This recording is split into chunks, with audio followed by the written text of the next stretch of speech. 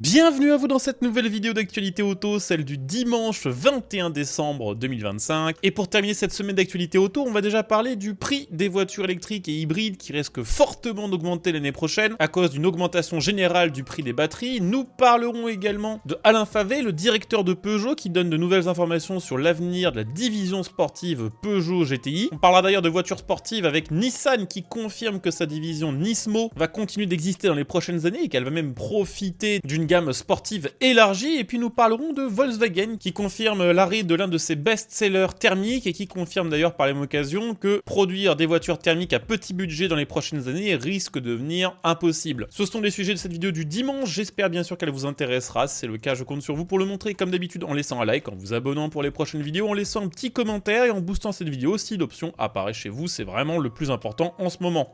Je voulais dans cette vidéo vous parler du prix des voitures à batterie, que ce soit les voitures électriques ou les voitures hybrides rechargeables. On avait pu commencer ces derniers mois à observer une réduction de l'écart de prix entre ces voitures et leurs équivalents thermiques. Alors c'était soit via de réelles baisses des prix, soit via une augmentation artificielle des prix du thermique. Cette accalmie de l'envolée des prix des voitures neuves qu'on a pu voir ces dernières années risque de s'arrêter brutalement et on risque de voir des prix repartir fortement à la hausse pour ces motorisations, donc électriques et hybrides, dès l'année 2026. Pour la simple et bonne raison que les principaux fournisseurs de batteries, qui sont des entreprises chinoises qui fournissent l'essentiel de la production automobile mondiale, il me semble par exemple que plus de 95% des voitures électriques qui sont vendues en Europe sont équipées de batteries qui viennent de ces fournisseurs chinois. Ces fournisseurs annoncent une hausse marquée des prix des batteries expliquée par la flambée des coûts des matières premières. Par exemple, à partir du 1er janvier 2026, les frais de transformation de l'ensemble des produits à base de phosphate de fer lithié, donc en gros pour faire simple les batteries LFP, seront relevés d'environ 8%. Le carbonate de lithium, qui fait partie des matières de base pour produire les batteries LFP ou NMC, devrait augmenter d'une vingtaine de pourcents, puisque rien que sur le mois dernier, son coût a augmenté de 16%. L'hexafluorophosphate de lithium, qui est le sel électrolytique principal des batteries lithium-ion, qui permet, pour faire très simple, de transporter des ions lithium entre l'anode et la cathode de la batterie, a vu son prix exploser de 118% sur les 2 derniers mois. Et puis pour terminer, roulement de tambour, la plus grosse hausse concerne le carbonate de lithium, qui est l'un des matériaux de base qui sert à produire lui aussi les batteries LFP NMC, a augmenté de 150% rien que sur le mois de novembre. Alors rassurez-vous, ça veut pas dire que le prix des voitures électriques va monter de 150% d'un coup. Heureusement, tous ces matériaux ne sont pas présents aux mêmes échelles dans la production de batteries. Cependant, de manière assez globale en 2026, il est estimé par la plupart des sous-traitants et fournisseurs en matières premières une hausse générale tarifaire de l'ordre des 15%, qui serait répercutera sur les voitures électriques et hybrides rechargeables vendues un peu partout au monde. Donc faut s'attendre à environ 10 à 15% d'augmentation du prix pour les voitures hybrides rechargeables et électriques dans les prochains mois. On pourrait imaginer que ça profiterait aux entreprises de batteries européennes, sauf que la plupart des entreprises de batteries européennes s'appuient quand même sur des matières premières qui viennent elles aussi de Chine. Autrement dit, 2026 risque d'être une année bien pourrie encore pour l'industrie automobile, parce que d'un côté la baisse qui était attendue sur le prix des voitures électriques, y compris pour ceux qui étaient affichés sous la barre symbolique des 25 000 € risque de pas arriver tout de suite. Donc l'accessibilité au VE pour le plus grand nombre, c'est pas demain la veille que ça va arriver. Du côté des hybrides rechargeables, ça va être un peu pareil. Et puis du côté des thermiques et des hybrides classiques, on risque de voir également les prix augmenter de manière artificielle pour maintenir, on va dire, l'écart de prix entre les thermiques et les électriques. Entre ça et les malus qui vont augmenter, ce sera encore plus coûteux d'acheter une nouvelle voiture en 2026, peu importe le type de motorisation.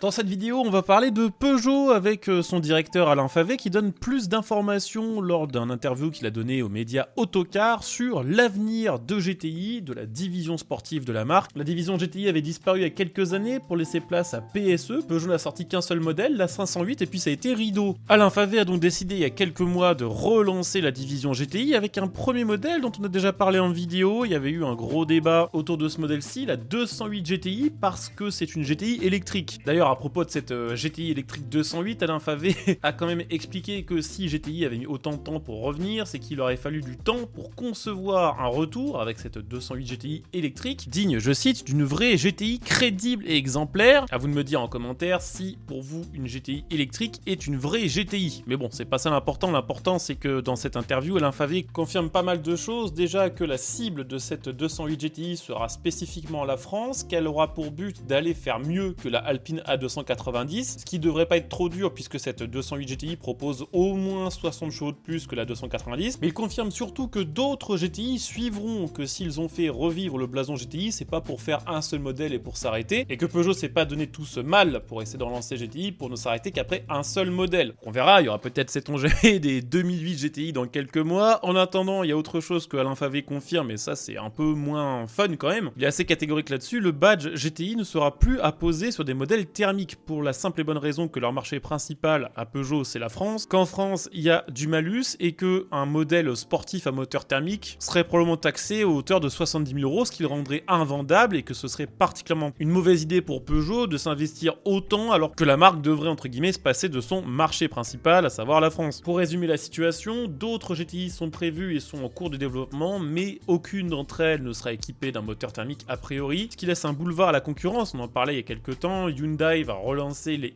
iN avec des moteurs à essence de plus de 250 chevaux. On parle même depuis quelques semaines du retour du badge Renault Sport pour les Renault Clio à partir d'une version hybridée qui aura un moteur thermique. Peut-être que à cause de la concurrence, Peugeot sera obligé dans quelques temps de changer sa décision, ou peut-être que grâce à l'hybridation, Peugeot proposera dans les futures années une vision hybridée de la division GTI.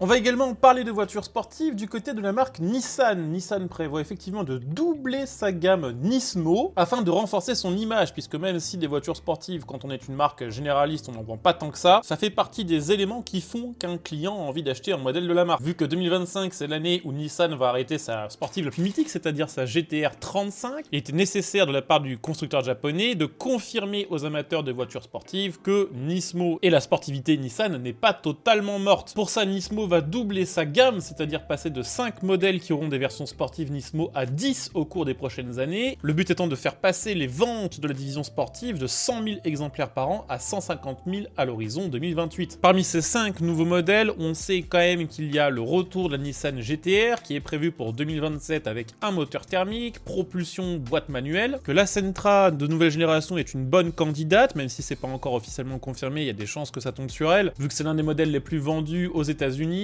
que sa plateforme peut laisser suffisamment de place à l'utilisation d'un gros moteur type V6. Pour le reste de ces 5 autres modèles, pour l'instant, il n'y a rien de confirmé. Ce serait assez marrant de voir une Leaf Nismo ou une Micra Nismo. Ce qu'on sait aussi, c'est qu'en parallèle de ces routières sportives, Nissan va également travailler sur de nouveaux prototypes de course à partir de 2026 et qu'une partie des enseignements tirés de ces projets serviront directement au développement des futurs modèles de route. Sur un volet un petit peu moins heureux, on a Volkswagen qui confirme que l'Apollo thermique, c'est fini, il n'y aura pas de renouvellement d'une Polo à moteur essence dans le futur. En tout cas, ce n'est pas prévu aujourd'hui. Peut-être que si les règles automobiles européennes changent beaucoup dans les prochains mois, ça pourra arriver. N'empêche que pour Thomas Schaeffer, qui est le directeur général de Volkswagen, le constat est sans appel. Concevoir une nouvelle citadine à moteur thermique qui respecte les futures normes, donc là il parle surtout des normes Euro 7, relèverait d'un gouffre financier. Ça coûte très très cher avec ces nouvelles normes Euro de produire des moteurs qui à la fois consomment très peu et à la fois sont fiables. Les investissements nécessaires pour arriver à un bon nouveau petit moteur thermique ferait exploser les coûts de production, coût qui serait évidemment reporté sur le prix final du véhicule et ferait que ce serait quasiment impossible de vendre ces voitures-là à un prix compétitif. Même s'il n'y aura pas de nouvelle Polo thermique, la nouvelle va continuer d'être commercialisée même après l'arrivée de la ID Polo, qui sera la prochaine Polo électrique, qui risque d'être vendue aux alentours des 25 000 € en entrée de gamme avec entre 300 et 400 km d'autonomie. Volkswagen confirme également par la même occasion qu'un retour de la marque sur le segment A, les micro-citadines dont on parle beaucoup en ce moment dans l'Union Européenne, comparable par exemple aux anciennes Lupo ou aux anciennes Up, est totalement exclu. Il faut donc comprendre par cette déclaration que chez Volkswagen, l'entrée de gamme sera la future ID électrique qui commencera quand même à 25 000 €. C'est un sacré écart avec la Polo thermique actuelle, qui est déjà chère, il faut se le dire, c'est plus de 20 000 balles, mais reste quand même 4 000 € moins cher que l'ID Polo avec un tarif d'entrée de gamme à 21 000 €. Et pour terminer, on va parler de Renault qui veut sauver les ventes de son Renault 4, qui ne se vend vraiment pas très bien. Parmi les pistes étudiées pour faire remonter ses ventes, il y a l'arrivée de la version Renault 4 Savane 4x4. Une décision sur sa mise en production va être prise dans les prochaines semaines, mais vu que le directeur général de Renault, Fabrice Cambolive, déclare qu'il en faisait une affaire personnelle et qu'il poussait pour que cette version 4 motrices voit le jour, il y a quand même beaucoup de chances que ça se fasse, en sachant que cette version ne fera pas recours à un système 4x4 traditionnel, il y aura directement un moteur électrique qui sera dédié à l'entraînement des roues arrière, donc un moteur pour les roues avant, un moteur pour les roues arrière. On verra si ça se fait ou pas, vous pouvez bien sûr compter sur moi pour vous en parler si ça se fait. Donc n'hésitez pas à vous abonner à ma chaîne pour les prochaines vidéos news automobiles, n'hésitez pas à laisser un petit like à celle-ci, un petit commentaire et acheter un petit coup d'œil au bouton rejoindre sous cette vidéo. On se retrouve dès demain pour la première vidéo de cette nouvelle semaine d'actualité, semaine spéciale Noël. À demain donc, ciao.